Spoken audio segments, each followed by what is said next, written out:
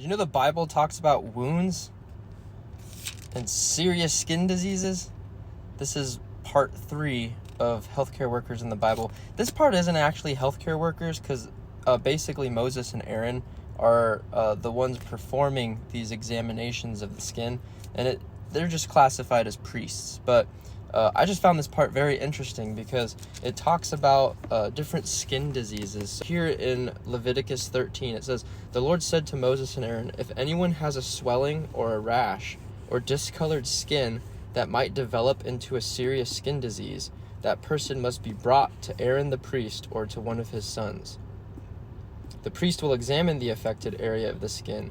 If the hair in the affected area has turned white, and the problem appears to be more than skin deep, it is a serious skin disease, and the priest who examines it must pronounce the person ceremonially unclean." So this whole chapter kind of goes in depth in describing like what these different wounds might look like.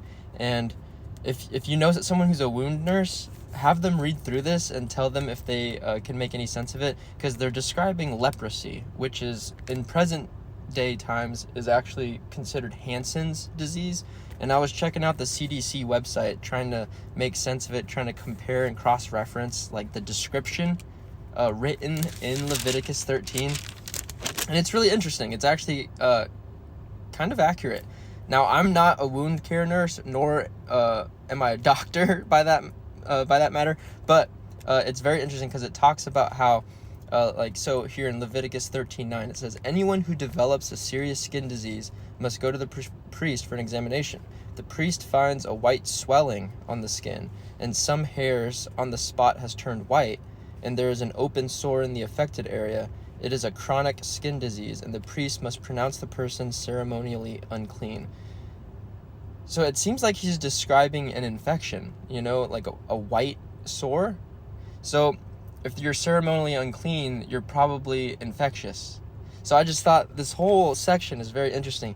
I do think it's funny here in Leviticus 13, verse 40, it describes this. It says, "If a man loses his hair and his head becomes bald, he is still ceremonially clean.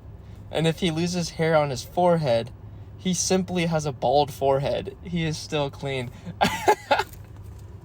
That's just funny because, I kind of feel like I'm balding a little bit, so it's nice to know that I'm still ceremonially clean.